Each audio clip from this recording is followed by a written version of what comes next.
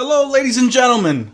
Hope you are all doing well on just a few days till Christmas. Welcome to episode number 39 of Second City Sam's Hot Takes. I am your host, Sam Piopo, Second City Sam, bringing you another Hot Takes episode. And boy, we got some stuff to talk about today. It's going to be quite a bit of baseball as quite a bit of news came out last night. I got a lot to say about that. Including the two home teams that play baseball in this city, and the Cubs and Sox still working things out with their roster, let's say. So we're going to talk a little bit about that.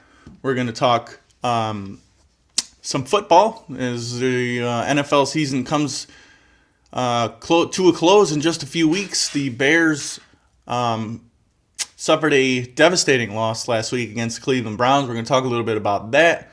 Talk about what's ahead for they play the Cardinals this weekend. We're going to talk that. If anyone would like to join, shoot me a message. You could join, say a few things. You could also post comments on the actual Facebook page for Second City Sam's Hot Takes. Your comments will come across my screen, or the YouTube channel.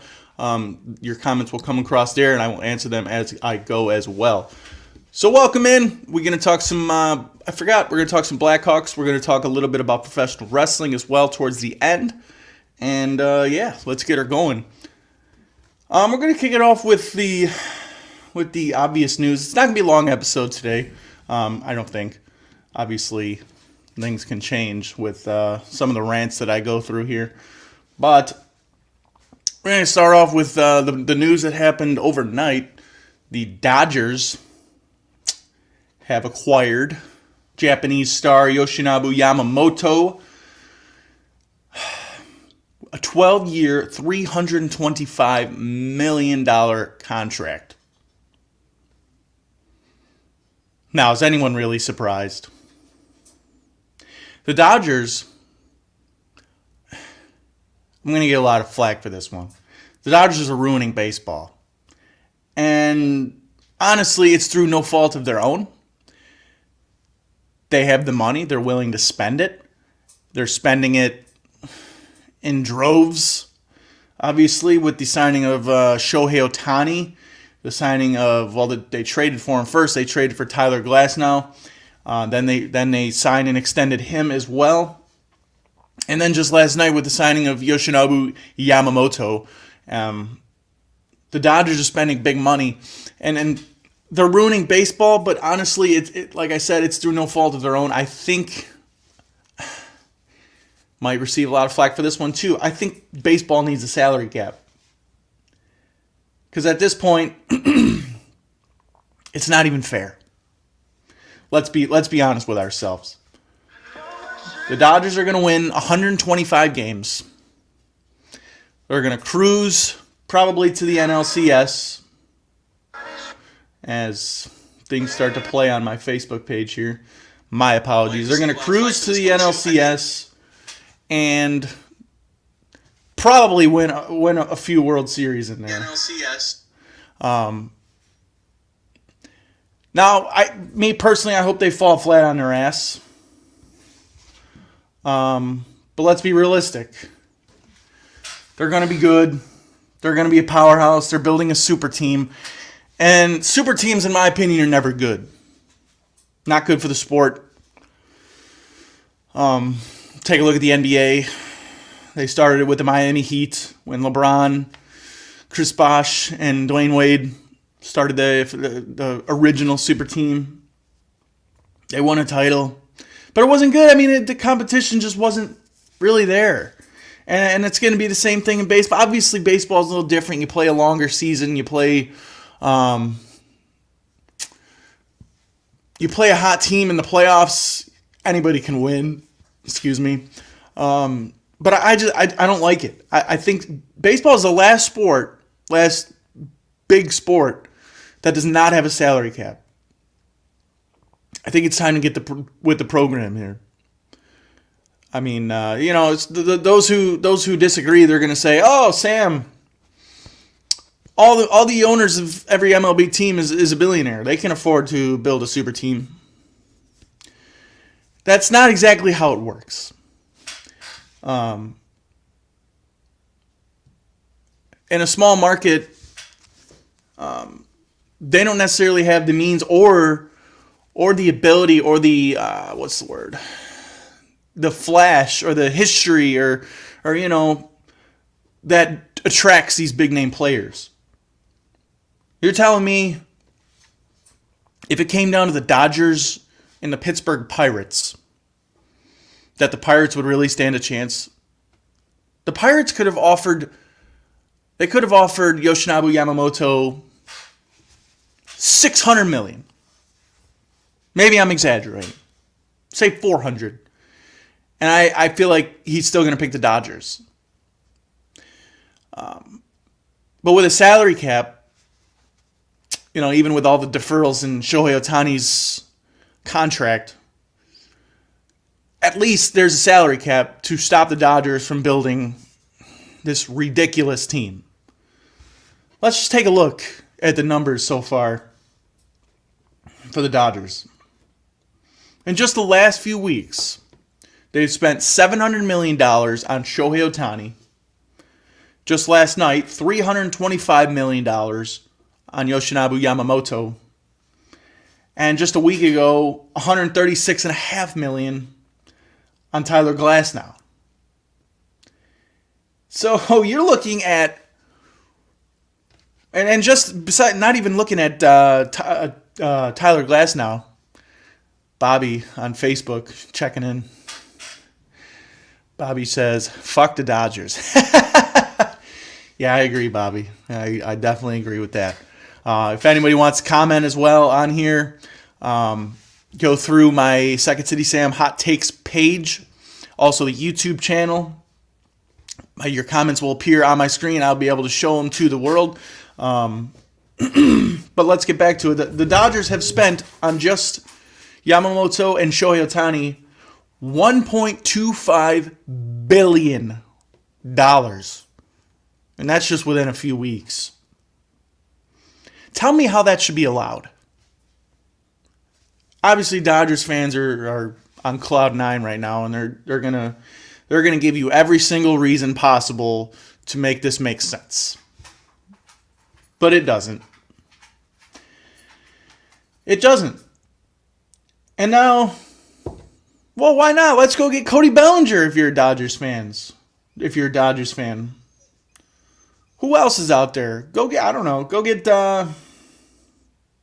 Rhys Hoskins if you're spending all this money. Go make a trade for Pete Alonso. What's the day? I mean, they're spending all this money. There's no salary cap. Why stop there? What's making them stop? They're going to build this super team. I hope they fall flat on their ass. I really do. Shohei Ohtani won't pitch this season, but he will be hitting. Yamamoto obviously will be there. You got Mookie Betts. You got Freddie Freeman. Let's what else we got? We got Glasnow, Bueller. I mean, it's just ridiculous. But hey, Dodgers fans are happy. So where do you go if you're a local team? Where do you go if you're the Chicago Cubs? Where do you go if you're the Chicago White Sox? Great question. Because the Cubs have spent a total of $0 this offseason after signing Craig Counsell and firing David Ross. All the Cubs fans thought with this big signing of Craig Counsell that the Cubs are going to be all in on free agency. Holy crap, were we wrong. It doesn't even look like they're trying. Is Jed Hoyer asleep? Is he just waiting too long to feel out the free agents? We used to hear that the Cubs were going to make a trade for Tyler Glasnow, who obviously went to the Dodgers, so that's not happening. It doesn't look like they're the favorites for Cody Bellinger anymore. That looks like it's the Blue Jays.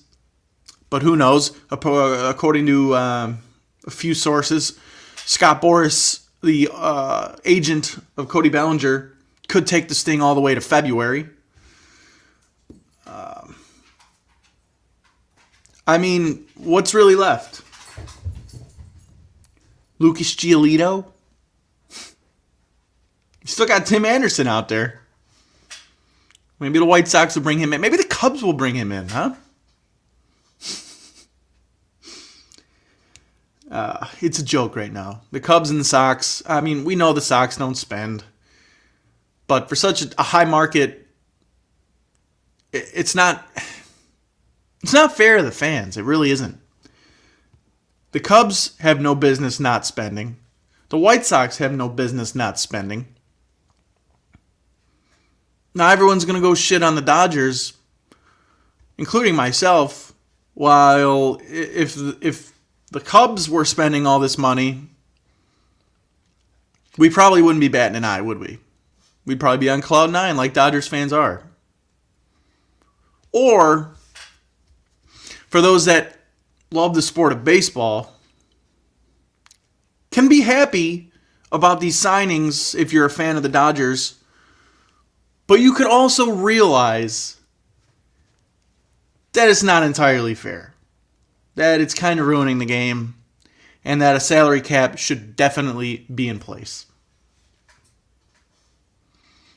I mean, honestly, the Cubs are going to go into the season with the same roster as last year. Only this time, it's going to be without Cody Bellinger. As my animals are going absolutely nuts upstairs. Little bastards. So how do you look at yourself if you're Jed Hoyer?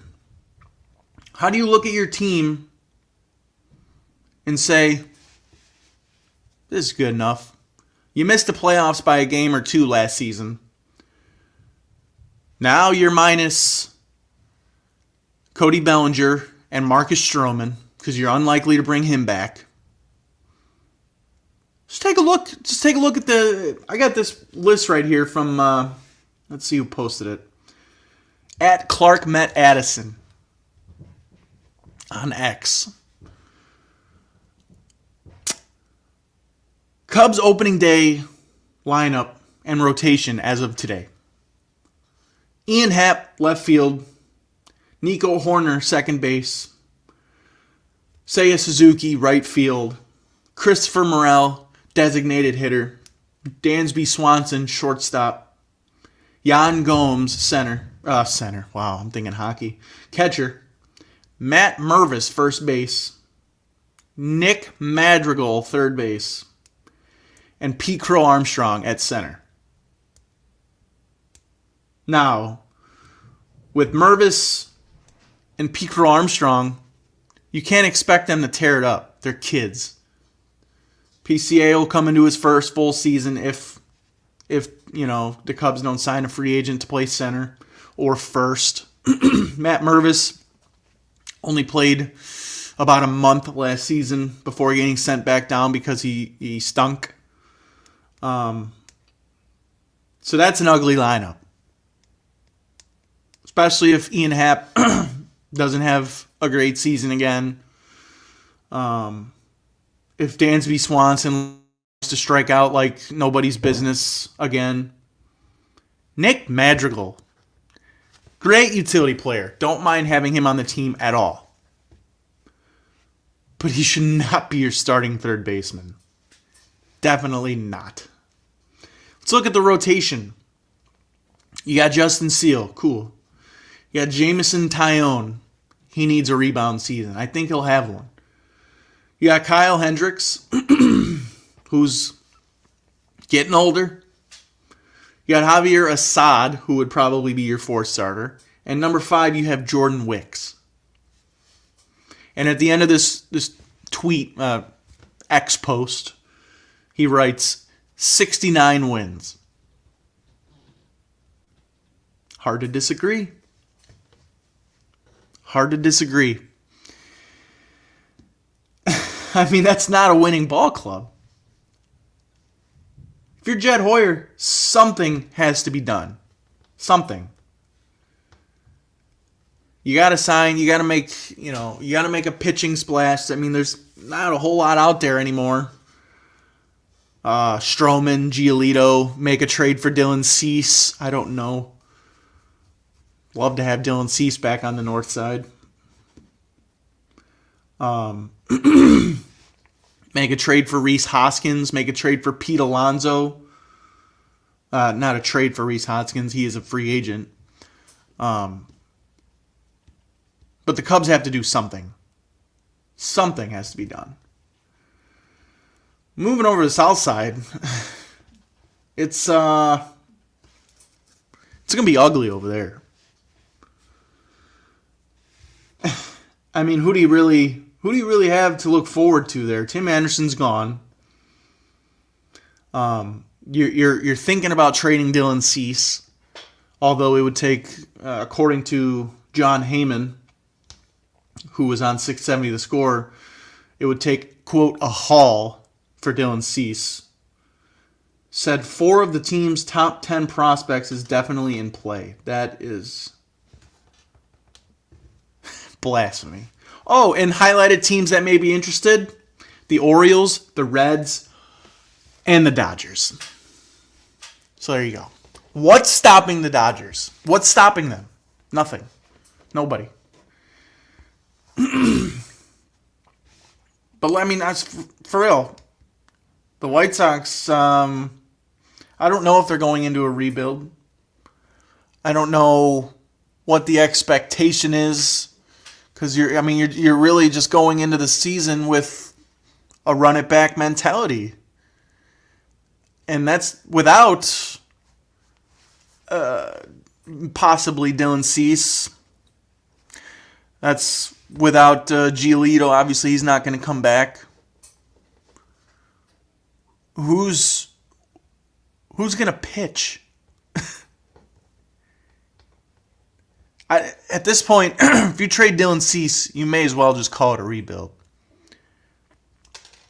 I mean, your best hitter, who's their best hitter at this point? It's going to be, I think it's going to be an ugly season on the south side. And possibly the north side. Who am I kidding?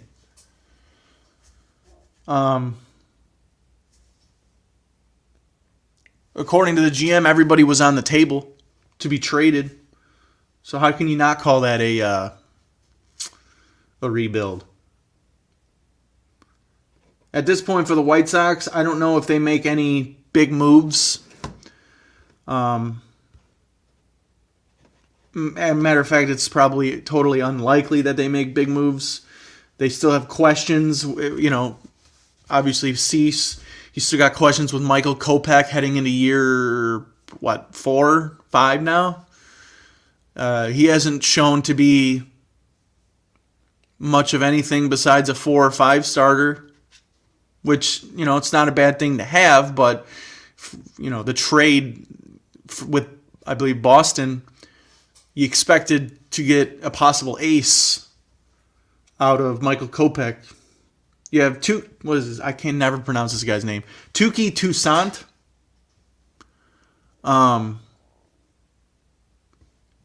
He was okay last year, but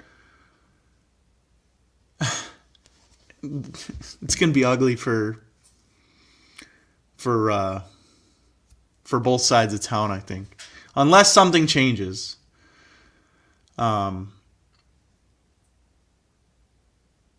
So where do we go from here?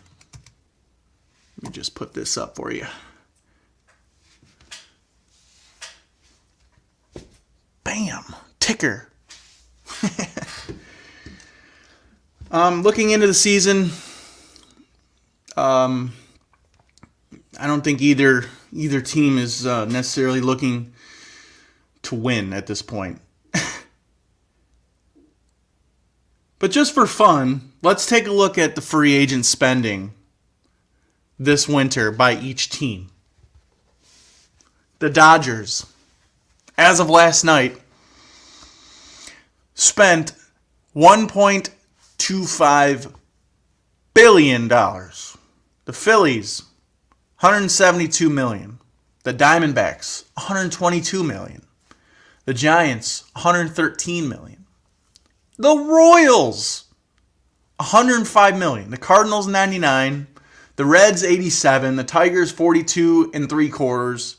The Braves, $30. The Rangers, $26.5. Mets, $18 million. Even the White Sox have spent $16.75. Orioles, $13 million. Astros, $12. Brewers, $10.25. Angels, $6.8. Guardians, $4.75.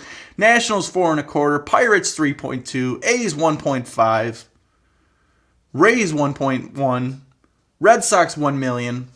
And there are currently 8 teams who have spent zero. The big goose egg. And those teams are... What do we got going on here? We got those teams are Blue Jays, Cubs, Mariners, Marlins, Padres, Rockies, Twins, and Yankees. So there you go. Got a comment here from Kevin Hett. Pizza. Well done, sir. Well done. I don't know how to explain it anymore. I don't know what Jed Hoyer's plan is. I don't know what the White Sox plan is. It's sad times. And Cubs fans say not to panic. You know, it's still early. If it's early, it's getting late. Real quick. So it's time to put up or shut up. Let's move on. Because baseball has me a little angry. Got a new segment later on in the show, by the way.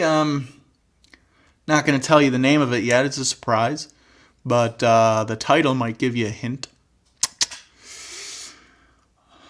By the way, for those just joining us, listening to Second City Sam's Hot Takes, episode number 39. You can give me a follow on X, not Twitter, X, at Second City Sam. Also Instagram, Snapchat, YouTube. It's all the same, baby. Subscribe on YouTube. Subscribe on Spotify. I will be posting the show after editing it a little later today, for those who didn't catch the full show. By the way, shout out to Nicole. We stinks. Shout out to Nicole for the merch. As always, I don't know. I think this might just become my official podcast attire.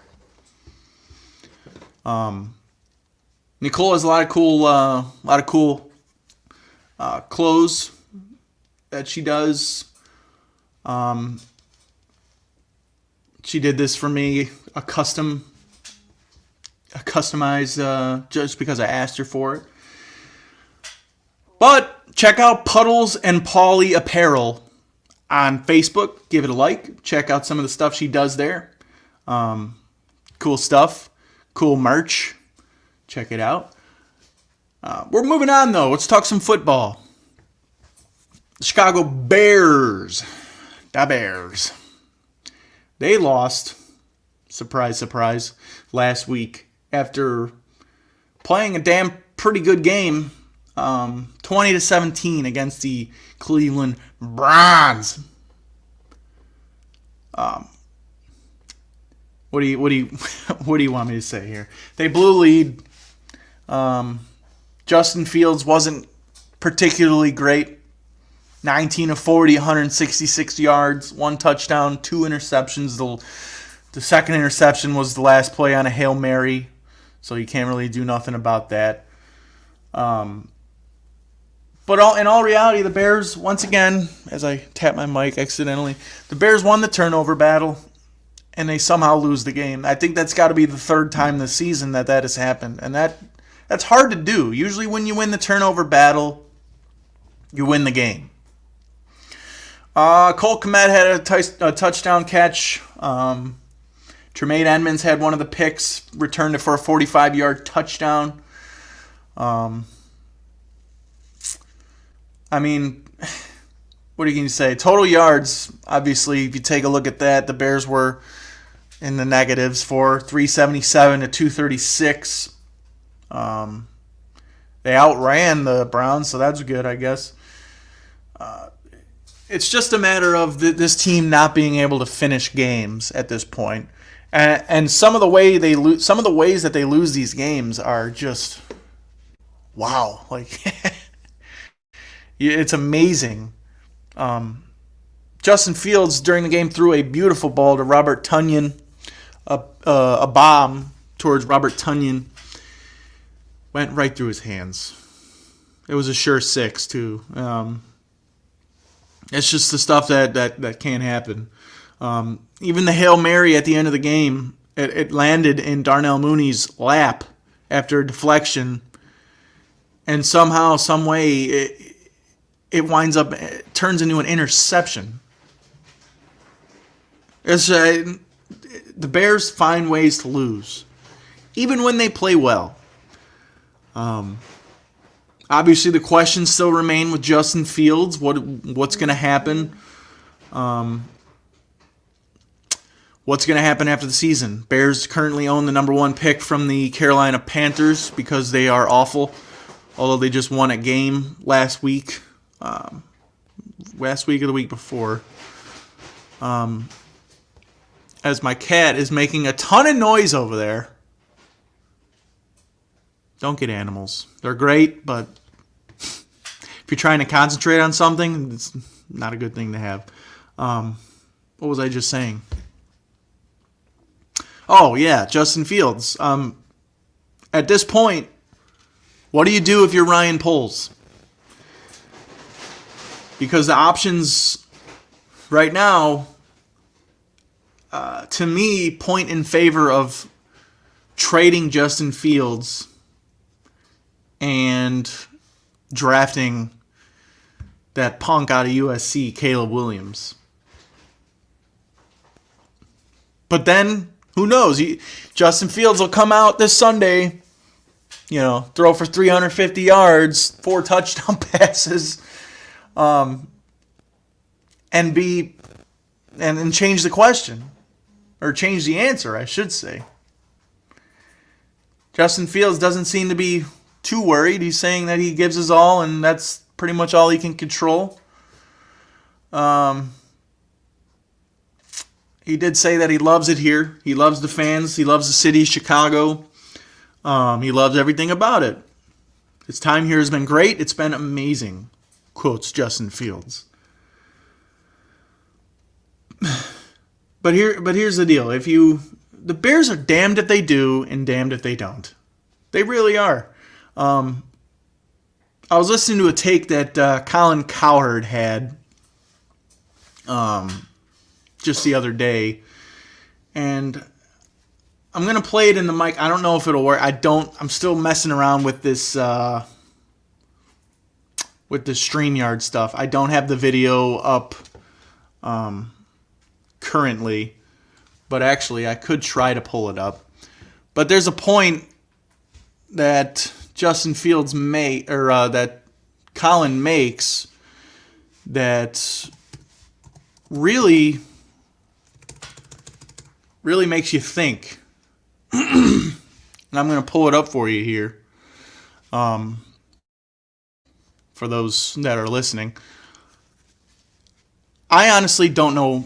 I would hate to be Ryan Poles in this situation. I really do. I think it's such a hard decision. I think you're damned if you do and you're damned if you don't. Because what happens if you draft Caleb Williams and he becomes a Zach Wilson, and Justin Fields goes on to Pittsburgh or wherever, the Raiders, and he becomes a stud. Here it is. Here's the video. In year 3. Let me just pull it up and start it over here. So take a listen to this. 61. From 2-8 to 3-12. Start it over. And here we go. Play, damn it. He has improved. He tells no lies. In year 1, he completed 59% of his throws. In year 2, he completed 60.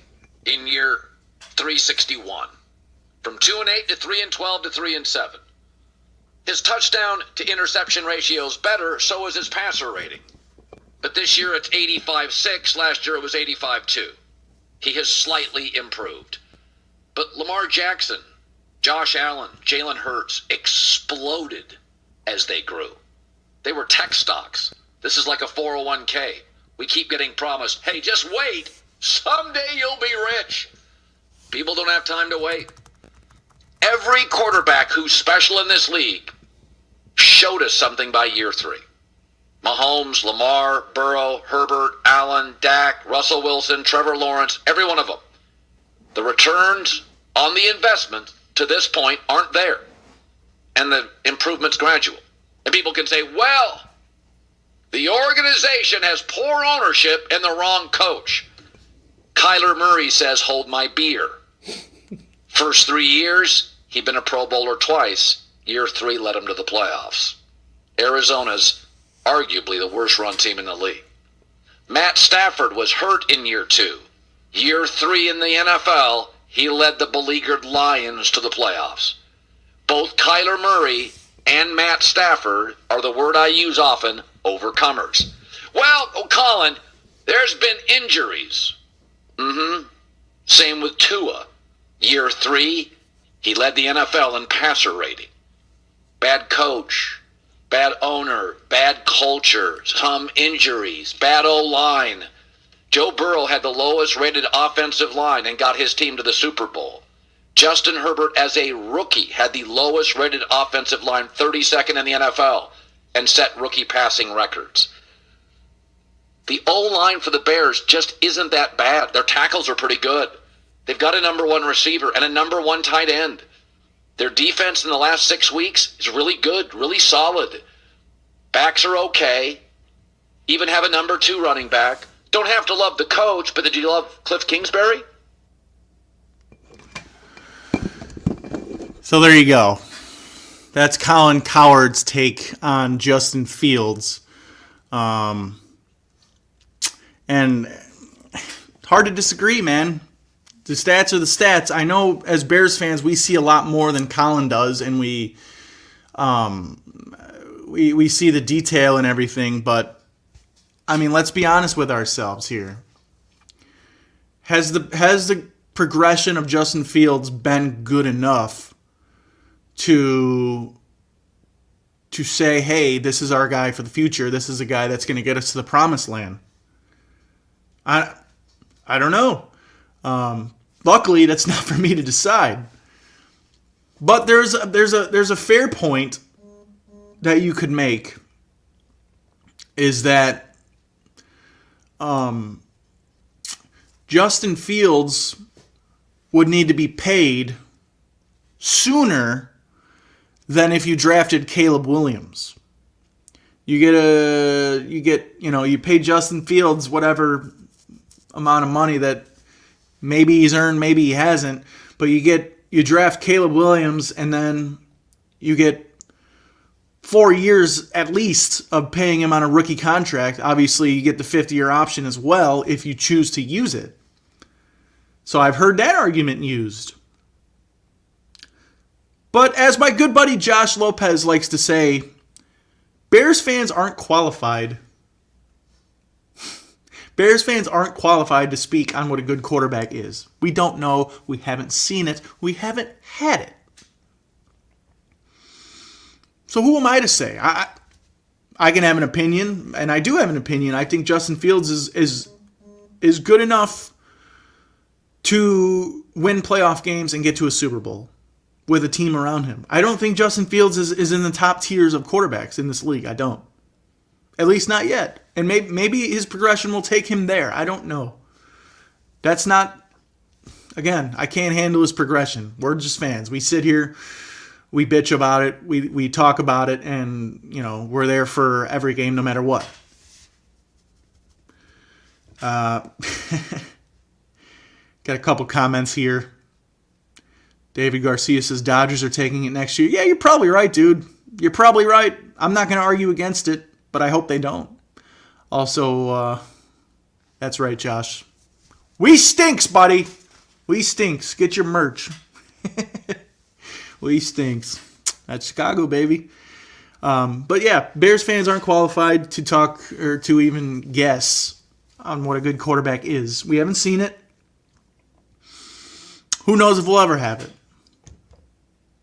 This team has a funny way of making a possible good player less than what he should be. Justin Fields isn't a top 10 quarterback, in my opinion. But I'm still of the opinion that you don't need a top 10 quarterback to get to the Super Bowl. And again, maybe I'm wrong. Maybe that's too old style of me. Maybe you do need that top tier quarterback to get to the Super Bowl. The last few years, we've seen only top tier quarterbacks in the Super Bowl. But then you look back just a few years to Jared Goff. Jared Goff, arguably, he's having a really good year the last couple of years. You could argue that he is in the top tier, but I don't think your argument would be good. I don't think he is the top tier. Jared Goff, he didn't win the Super Bowl, but he got to the Super Bowl. So my opinion is you don't need a top tier quarterback to get to the Super Bowl. You just need a good game manager to get to the Super Bowl. A guy who's not going to make mistakes, a guy who's not going to turn the ball over, a guy who's going to make the passes that he needs to make. A guy, and Justin Fields, I think, is better than that. I think he's better than a game manager. I just don't think he's a top 10 quarterback. Top 15, maybe. But look what he does for you. If he uses his legs, that's one side of the that's one weapon that he has. And then when he throws a ball nicely, it's better than nice. It's beautiful. The ball he threw to Cole Kmet the other day after scrambling in the pocket for felt like 10 seconds, and then he threw in the end zone to Cole Kmet. It was great. It was beautiful. The ball he threw to DJ Moore, what was it? Was it last week against the Lions, I think? Man, you couldn't have put the ball any better. When he throws it good, he throws it really good to where you can't drop. That ball to Robert Tonyan last week, there's no way that he should have dropped that ball. Right in his hands. Beautiful deep ball. Justin Fields has a really good deep ball. Probably one of the top half in the league deep ball. So that's what I'm saying. Justin Fields isn't necessarily as, I shouldn't say bad, but as bad as a game manager. I think he's a little better than a game manager. But is he good enough? Will you decide to pay him the money needed to say that's my guy? That's your guy of the future. Or are you going to go draft Caleb Williams? Are you going to trade Justin Fields to a miserable Raiders or Steelers team and say, thank you for everything, but, go find success elsewhere? I wouldn't doubt for a minute that he would. Justin Fields with Mike Tomlin, come on. I think that would be a good setup there. Depending on who they get for their open offensive coordinator job. Got a comment from Joshy. My boy. We wouldn't know a good quarterback or development if it slapped us in the mouth. You're right. You're right. And it's unfortunate that it is that way, too. We've Bears, one of the oldest franchises. They've been around forever, and their fans are some of the most loyal in the business, but of all that time, there's been no quarterback. Jay Cutler is our best quarterback. And that's not taking anything away from Jay. Jay was, he was a character. But Jay wasn't very good. He had the ability to be very good. Jay Cutler, I'd argue, has one of the top 5 arms of all time. That dude could sling it. You leave a big old welt on you if you don't catch it with your hands. Jay Cutler had his moments. But in no way, shape, or form should he be a franchise that has been around for, I don't know how long they've been around, 5 years or something. There's no reason that he should be their best quarterback. You could argue Sid Luckman, but none of us even watched him play. So, Ryan Poles has his hands full. I'm glad I don't have to make that decision. I don't think I'll be angry one way or the other because I simply can't get angry at the Bears anymore. There's no reason to get angry at the Bears anymore. It's just, it's hazardous to your health if you're getting angry at the Bears. It's not worth it. It's just not. I take it with a grain of salt. I laugh. I spit out some rants sometimes. Sometimes they do get me a little angry, but not nearly as much as they used to. It's simply not worth it anymore. Got a comment here from Josh. Damn you, Ted Phillips. Got us in this Mark Trestman vortex he can't get out of. Oh, Ted Phillips. I'm so glad he's gone. Kevin Warren seems like an A-plus CEO, or whatever the fuck his title is. President. But we don't have anybody on the football side of things that is really doing a good job. I mean, Ryan Poles is supposed to be your football guy. Why not? Why do the Bears never have a president of football operations? Why is that never a title? A lot of other organizations have it. The Bears don't. I don't know. At this point, I mean, Ted Phillips wasn't really a football guy, but they tried to use him as a football guy. He was so far up George McCaskey's ass that George actually listened to what he had to say about the football team. It's just dumb business right there. Dumb business, my friends. But Bears have a big decision coming, and like I said, they're damned if they do, damned if they don't. In my opinion, I think Justin should stay. I think you should pay him. But I don't necessarily think that that's going to happen. I think Caleb Williams is going to be the Chicago Bears' next quarterback.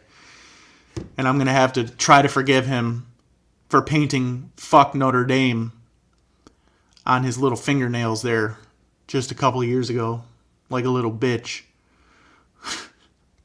But if he becomes a Bears quarterback, and if he ends this endless cesspool of quarterback incompetence, then I'll forgive him. But we don't know if that's going to happen yet. Looking ahead, the Bears take on the Arizona Cardinals this Sunday. They are currently a 4.5-point favorite, I believe. You got to play against Kyler Murray. He's not an easy quarterback to play against. Just like Justin Fields, he likes to escape the pocket. He likes to run. I mean, the Cardinals are a bad football team besides Kyler Murray. Let's call a spade here. So the Bears should have won last week too, but they should be able to handle the Arizona Cardinals. We'll take a look at the injury report here. I'm going to pull it up.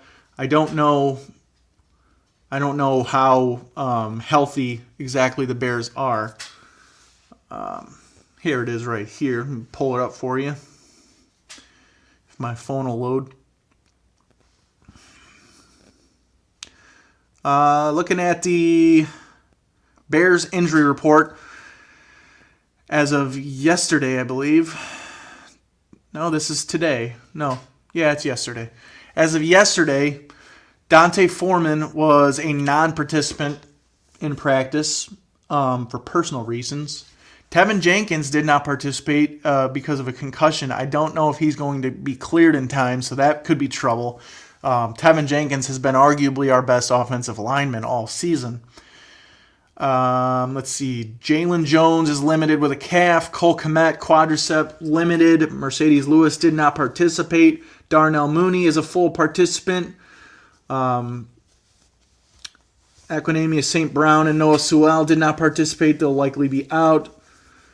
DeMarcus Walker was a full participant, and he'll likely play. Looking on the other side, the Cardinals injury report. Marquise Brown did not participate. Greg Dortch did not participate. Antonio Hamilton did not participate. And as of now, it's not looking too great for them. Obviously, there's practice today, so we don't know exactly if they're going to play or not. So there you have it. Let's take a look at the NFL schedule for this week. And I'm going to give you my picks for this upcoming week.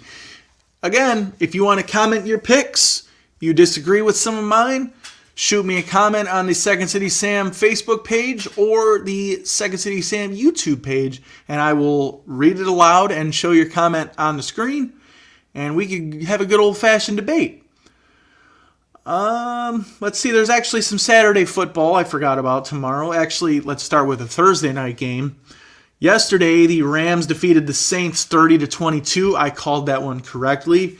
And then tomorrow, there's two games. We got the Bengals at the Steelers. Only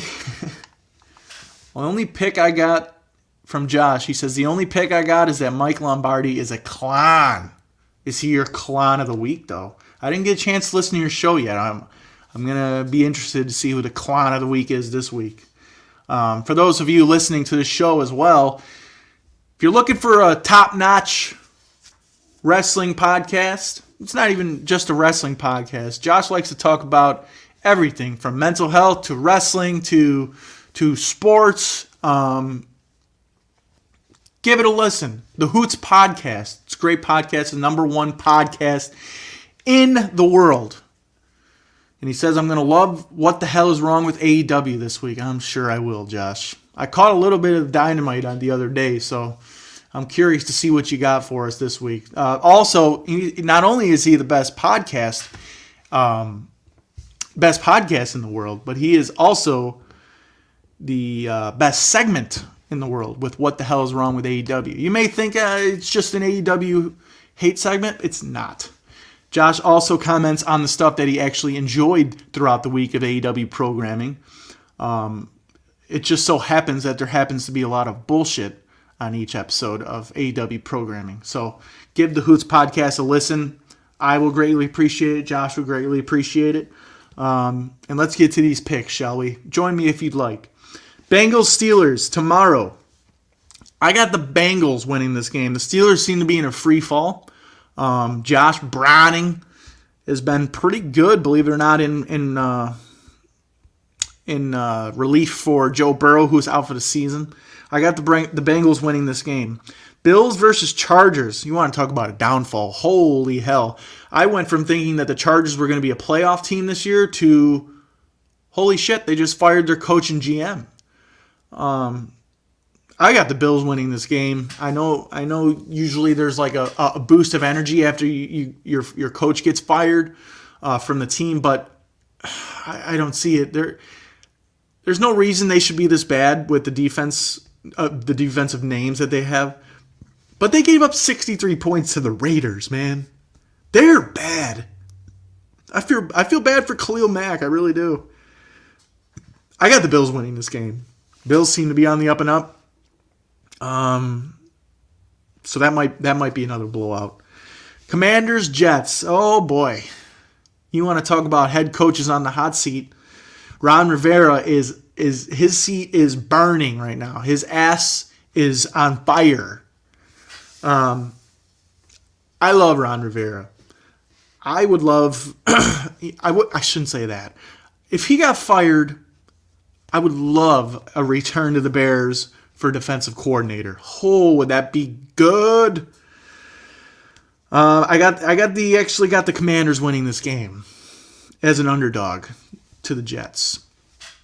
Lions Vikings. I got the Lions winning this game rather easily. The Vikings, their quarterback situation seems to be a little messy right now with Kirk Cousins being out for the year. I'm going with the Lions to win that game rather easily. Browns Texans. on Christmas Eve. By the way, all these games this Sunday are on Christmas Eve, so that's pretty cool. Browns, Texans. I don't know if C.J. Stroud is playing. So as of now, I may change his pick because I'm in a few pick'em pools. I may change his pick, but obviously I can't change it for this show. As of now, I'm going with the Browns to win this game. Their defense is volatile, and Joe Flacco, he had a rough game against the Bears, but he still led them to a comeback. So Joe Flacco's been playing pretty well for the Browns since Deshaun Watson's been out for the season. That's a weird common thread going on right now. All these quarterbacks out for the season. It's been a rough year for the quarterback, that's for sure. Packers, Panthers. I've never said this before, but I want the Packers to win. We need the Panthers to keep losing. They won a game, I believe, last week, and that needs to stop. So I'm going with the Packers to win against the Panthers this week. Seahawks, Titans. The Titans are an interesting bunch. Will Levis seems to be a pretty good rookie at quarterback. Throws a pretty ball. But it hasn't exactly been consistent for the Titans. So I'm going with the Seahawks to get off the schneid. I believe they lost a couple in a row here. No. Did they? Let's see. No, they just beat the Eagles. That's right. They beat the Eagles to get off the schneid. I think they keep it rolling against the Titans this week. As I exited out of my NFL schedule. There we go. Colts, Falcons. The Falcons stink. They don't use Bijan Robinson nearly enough. The Colts, even without their rookie quarterback Anthony Richardson, have been staying afloat in the playoff race with, what the hell's that guy's name? Oh my goodness, I'm drawing a blank. That freaking nut job. He's a hillbilly. Somebody tell me his name. Anyway, I got the Colts winning that game. I got to find this guy's name. I'm losing it. Whatever. Colts win the game against the Falcons. I think the Falcons continue to struggle. I think Arthur Smith's seat might be hot as well. Jaguars, Buccaneers. The Jaguars have been on and off this year again. I thought they'd be pretty consistent this year. The Bucs are hanging around. They may win the NFC South, which is pitiful because that division stinks as much as any division I've ever seen. Usually it's the NFC East that stinks, but this year it is the NFC South that is just god-awful. The fact that the Buccaneers have a chance to host a playoff game at home is just stupid. That has to change. Jaguars win the game, I think, though. I think Trevor Lawrence gets back on track. Look for Travis Etienne to get a few touchdowns here. I think the Jaguars finish that one in Tampa Bay. Cowboys, Dolphins, possibly the game of the week. I'm excited to watch this one. Cowboys, I can't seem to figure out. When they're good, they're almost unbeatable. But when they're bad, man, they stink. I'm going with the Dolphins in a close one. This is one of the rare situations where I feel like offense is going to win this game. And usually it's, defense wins championships, whatever. But in this case, I think the Dolphins' offense is too good. I know their defense has struggled a little bit. But I think the Dolphins' offense is too good. They're at home. I think as long as Tyreek Hill plays, which I believe he is, I think the Dolphins are going to win this game. In a close one, though. Should be a shootout. Should be fun. Cardinals, Bears. I have the Bears winning this game. I think this could be a chance for Justin Fields to really shine this week. I don't know. The Cardinals don't have a good defense. But with Kyler Murray back at quarterback for them, I think it'll be a close game. So look for the Bears to win in a close one. Hopefully Justin Fields shines and makes that question just a little more hard for Ryan Poles going into the offseason. Sunday night. We have 3 Monday Night Football games this week. Wowee. Sunday night, we have the Patriots and Broncos. Broncos started off horribly. Everyone was laughing at Sean Payton's face. And he came back and gave them the bird. Fuck you, he said. And he came in and he's made this team a competitor. They're kind of in a playoff race. I don't know if they'll get in, but this week will help them because they're playing a lousy Patriots team. Bill Belichick on the hot seat. Who would have thought we'd ever say that? I think the Broncos win this game rather easily against the Patriots at home. Monday Night Football, Raiders-Chiefs. Raiders coming off a big performance against the Chargers, but this week they're playing Patty Mahomes. Patrick Mahomes seems to have a chip on his shoulder after just a few weeks ago the referees being making the right call. I mean, I'll just say it. They made the right call. I got the Chiefs winning this game. I think the Raiders come back down to earth, and the Chiefs go on to win. That's right. Monday Night Football, there's 3 games because it's Christmas. What an idiot I am. That's right. 3 football games on Christmas. That's sweet. Giants-Eagles, an NFC East matchup in Philadelphia. I got the Eagles winning this game. I don't think they're as good as their record is. You can say what you want. I don't think their record is as good as it is. I think they're good enough to beat the Giants and Tommy DeVito. That's for sure.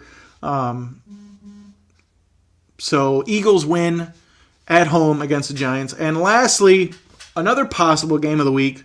We have the Ravens against the 49ers. 49ers at home. When I was making my pool picks, this was the hardest one I had to make. I think I'm going to stick with my original pick here. I'm going with the home team, which is the 49ers. And that is literally my only explanation on this pick. So there you go. If you agree or disagree on some of these picks, let me know. Oh, as I do a quick stretch there, I wish I had my water, man. This stinks.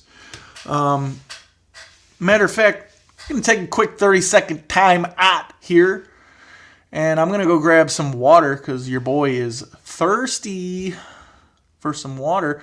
If I can figure out this nonsense, I'll put on a 30-second timeout clip.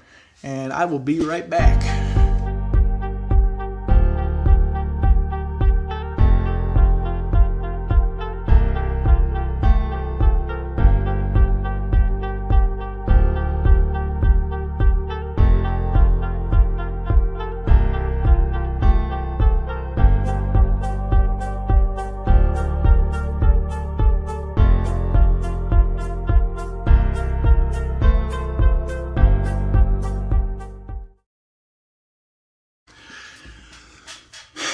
Ladies and gentlemen, I just found out how fast I can run. As we are back here on Second City Sam's Hot Takes. Got my water. Take a quick swig real quick.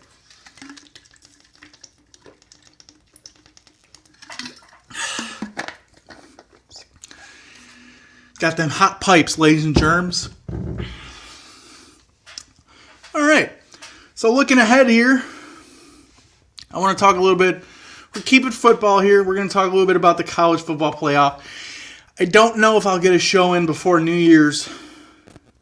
So I want to give my predictions now for the games that are coming up. Also, we got a few bowl games coming up here this weekend. As we've already had a few bowl games just last weekend. So let's get, as I catch my breath here, let's get into it. Tomorrow, actually, we got a few bowl games. Before we get to the big bowl games, we'll talk about some of the other bowl games. UCF Georgia Tech is today. I got UCF winning that game. Arkansas State versus Northern Illinois is tomorrow in the Camellia Bowl. Man, some of these names for these bowl games are just, where do they come up with it? I'm just going to pick Northern Illinois because they're a home team. Troy at Duke. I got Duke winning that game. Tomorrow, Georgia State, Utah State. I have no idea. I'll go with Georgia State.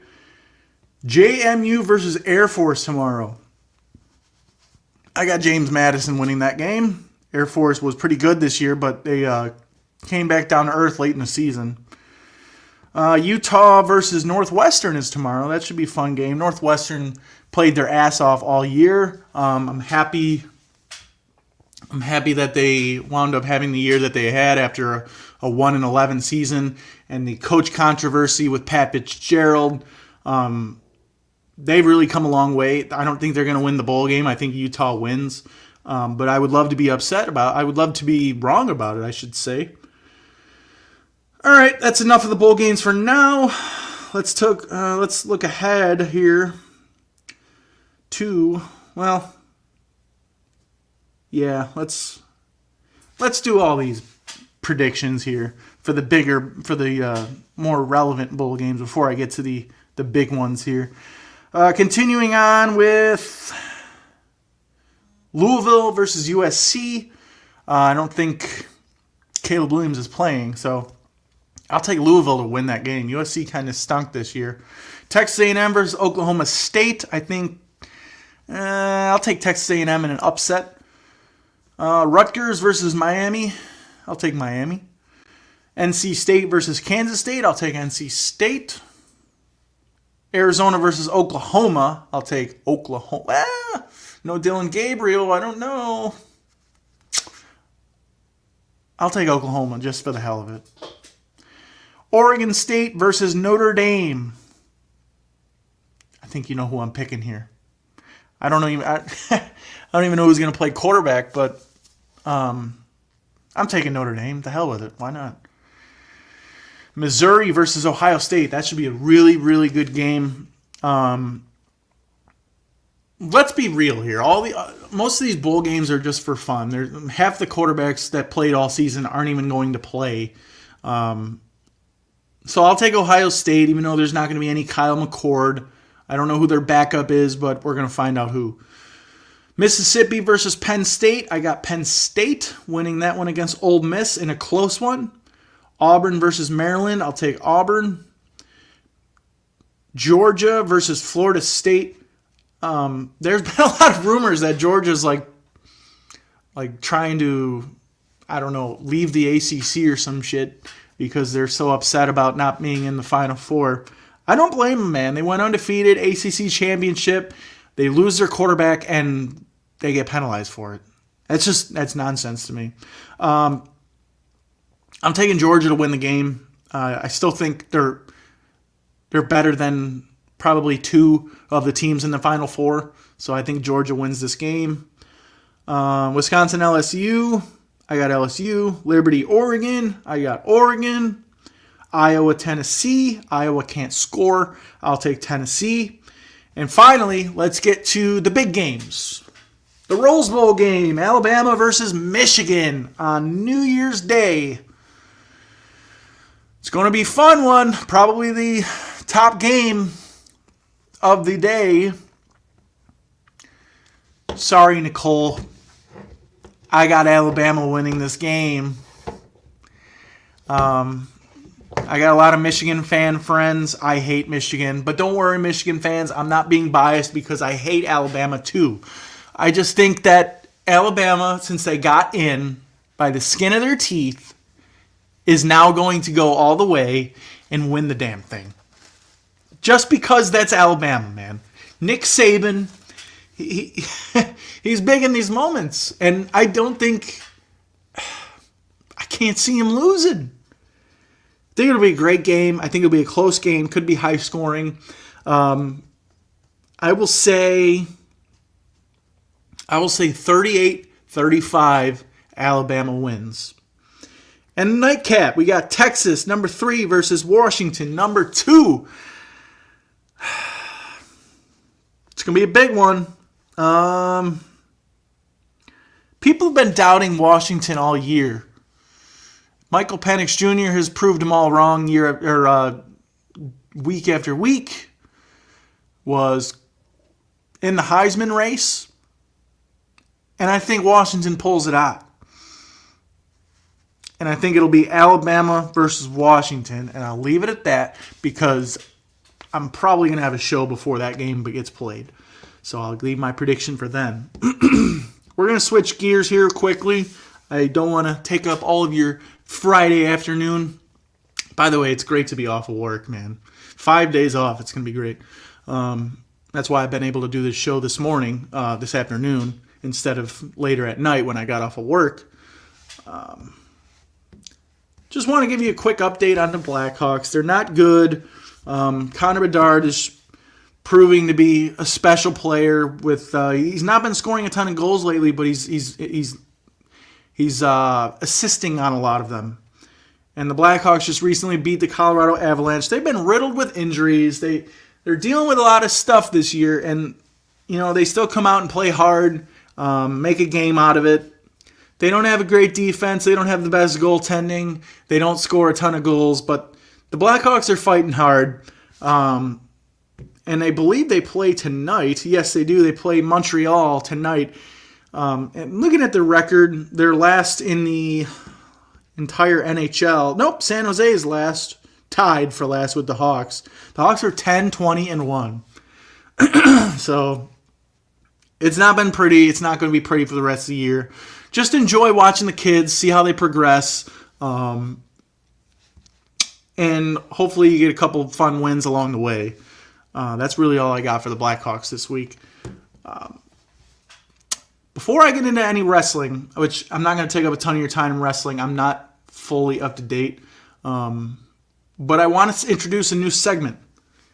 It is called "What the Hell is Going On Here?" And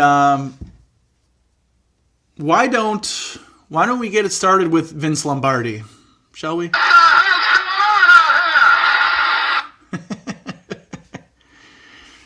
Vince Lombardi says, "What the hell is going on out here?" I got a few of them. Jed Hoyer, what are you doing? What the hell is going on in Chicago on the north side? No free agents, $0 spent. What are we doing here, Jed? What are we doing? Figure it out, sign some free agents, make some trades. The Cubs aren't good enough to win. Say it, Vince. Say it.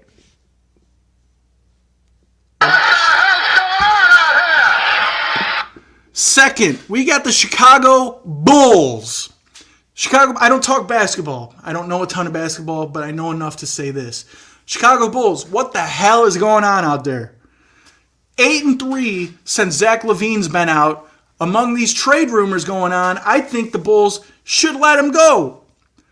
Players have emerged, played better basketball without Zach LaVine. Patrick Williams has been really good. Kobe White has been really good. And Zach LaVine, while he was playing, the Bulls were awful. And Kobe White wasn't as good. Patrick Williams wasn't even existing. What the hell? What? I mean, you signed this guy to the max contract, which was always a bad idea in my opinion. I called that a mile away. I was one of the few that said they shouldn't. I don't understand. What do you... You signed the guy to the max. Now you're going to trade him, and you got a few of your young stars showing up and playing good basketball, and you're winning games. I mean, honestly, Chicago Bulls. What the hell's going on out here? You could throw in the Chicago White Sox, but we're all expecting kind of the same thing from the White Sox. We're not surprised at what the White Sox have done. Let's move on to the next one. MLB as a whole. What are we doing here?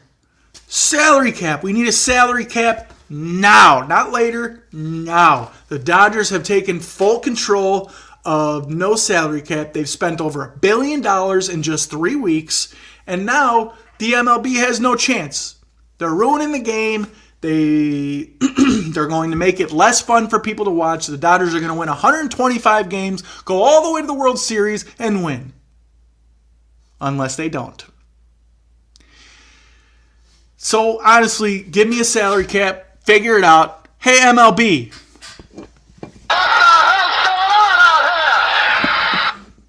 And that, ladies and gentlemen, is what the hell is going on out there. my new segment right here on Second City Sam's Hot Takes. If you got some, what the hell's going on out there? What the hell's going on out there? Decisions. If you got something different, send them my way. I'd love to hear about it. At Second City. Goodness gracious, Sam.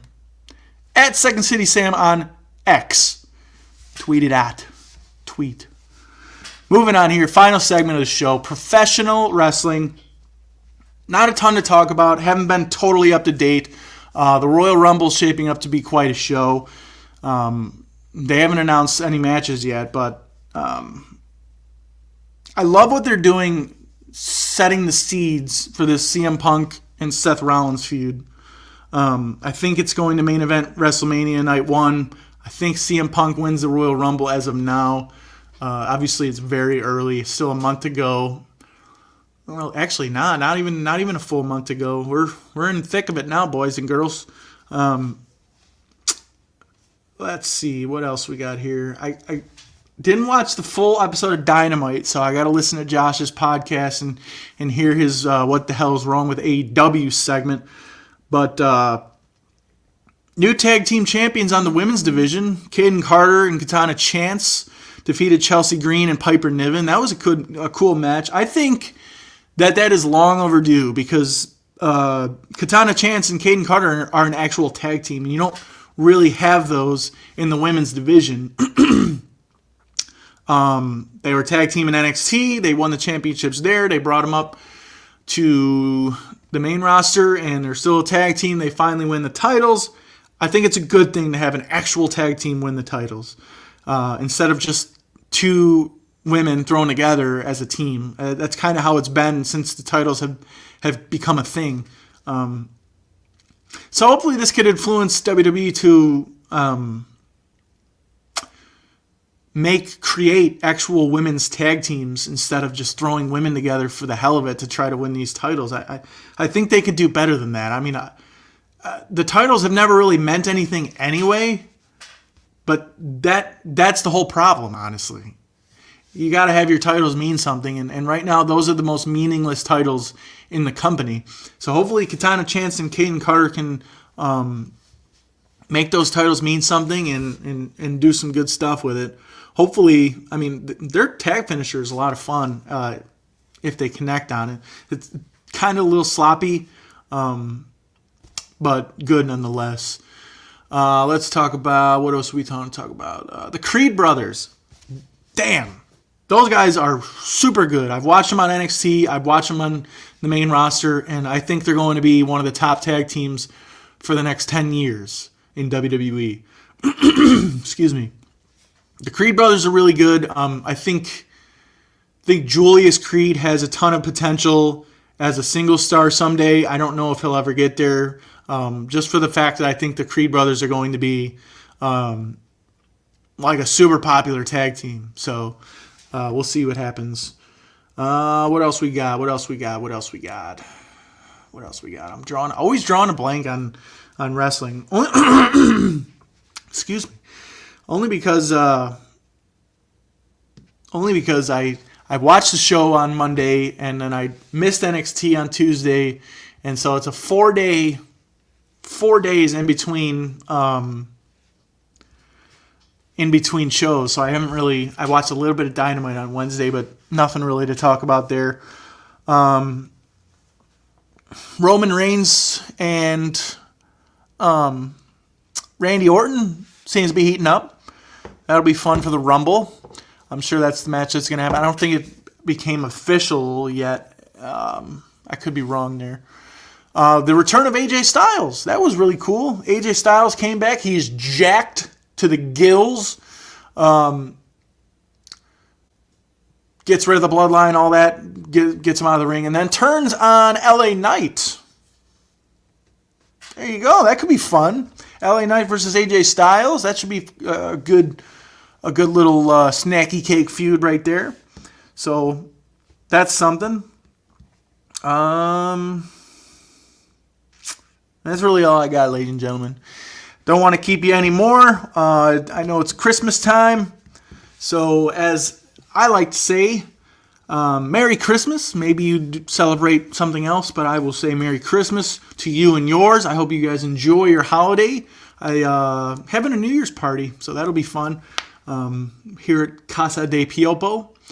And for those of you who listen to the live version, I'd like to thank you. You guys are awesome. The reason why I do this, and well, kind of the reason that I do this, I do it because I enjoy it. But I love having interaction on the comments. Thank you to all who commented. If you ever want to join the show, let me know, man. If you ever want to join the show, I can shoot you the link. You can come on the show, shoot the shit with me, talk whatever you want to talk about. We'll answer some questions. We'll debate. All that jazz. In the meantime, follow me on X at Second City Sam, Instagram at Second City Sam, Snapchat at Second City Sam. What? YouTube at Second City Sam. What? Give me a subscription on YouTube and Spotify. As my boy Josh says, it helps expand the reach of the show. And that's it, ladies and gentlemen. Enjoy your holiday. I have been Second City Sam, and this has been Second City Sam's Hot Takes, episode number 39. You all enjoy your weekend. Have a blessed and Merry Christmas.